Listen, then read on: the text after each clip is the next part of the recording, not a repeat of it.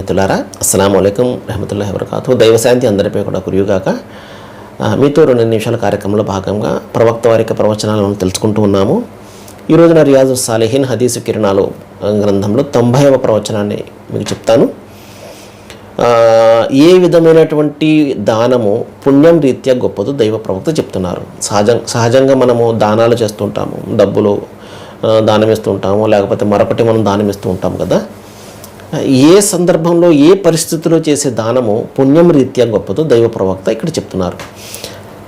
ఆయన బుఖారీ మరియు ముస్లిం ఈ గ్రంథాల నుండి ఇది సేకరించబడింది.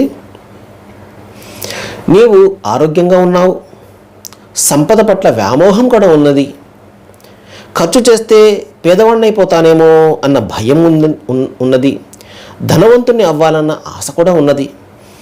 ఇటువంటి పరిస్థితులు ఇన్ని పరిస్థితులు ఉన్నప్పటికీ కూడా నీవు ఎప్పుడైతే దానం చేస్తావు ఈ పరిస్థితుల్లో, అటువంటి దానము గొప్పదైనది అన్నారు ప్రవక్త వారు.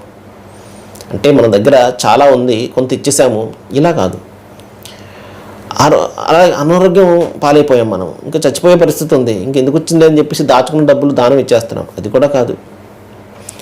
అలాగే సంపద పట్ల వ్యామోహమే లేదు, ఏమి కూడా అంత ఎవర్షన్ అనమాట, ఎందుకు కదా ఖర్చు పెట్టేద్దాం, అలా కూడా లేదు.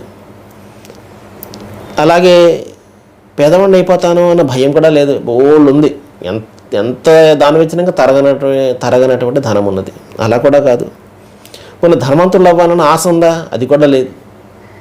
ఇలా కాకుండా దీనికి పూర్తిగా వ్యతిరేకంగా ప్రవక్త వారు ఏం చెప్పారు అంటే, నీవు చాలా ఆరోగ్యంగా ఉన్నావు, అనారోగ్యం కూడా లేదు, నీకు చాలా ఆరోగ్యంగా ఉన్నావు, సంపద పట్ల వ్యామోహం కూడా ఉంది, నీకు సంపాదించాలి ఇంకా నా వ్యామోహం ఉన్నది. అదేవిధంగా ఖర్చు చేస్తే పేదవాడిని అయిపోతాను అన్న భయం కూడా ఉన్నది. అంతేకాకుండా ధనవంతుని అవ్వాలన్న ఆశ కూడా ఉన్నది. ఇన్ని ఉన్నప్పటికీ కూడా దైవం యొక్క ఆజ్ఞ మేర నువ్వు దానం ఇస్తున్నావు, ఆయన ప్రీతి కోసం దానం ఇస్తున్నావు, ఆయన సంతృప్తి కోసం దానం ఇస్తున్నావు, మరణానంతర జీవితం కోసం ఆ పరలోకాన్ని నిర్మించుకోవడానికి ఇక్కడ నువ్వు కృషి చేస్తున్నావు, అందులో భాగంగా ఇక్కడ ప్రయత్నం చేస్తున్నావు. ఇటువంటి పరిస్థితుల్లో చేసే దానము ఉత్తమమైనటువంటి దానము అని చెప్పేసి ప్రవక్త సల్లల్లాహు అలైహి వసల్లం వారు తెలియచెప్పారు మహాశిలరా. కాబట్టి ఈ విధమైనటువంటి పరిస్థితుల్లో మనం దానం ఇవ్వడానికి ప్రయత్నం చేయాలి. ఎలాగా ఆరోగ్యంగా ఉండాలి, సంపద పట్ల వ్యామోహం కూడా ఉండాలి, ఖర్చు పెడితే అది ఖర్చు అయిపోతుంది అన్న భయం ఉండాలి, పేదవాడిని అయిపోతానేమో అన్న భయం ఉండాలి, ధనవంతుణ్ణి అవ్వాలన్న ఆశ కూడా ఉండాలి. మరి ఇన్ని ఉన్నప్పుడు అతను చేసే దానము ఉత్తమమైనటువంటి దానం. సర్వే జనా సుఖినో భవంతు. Thank you.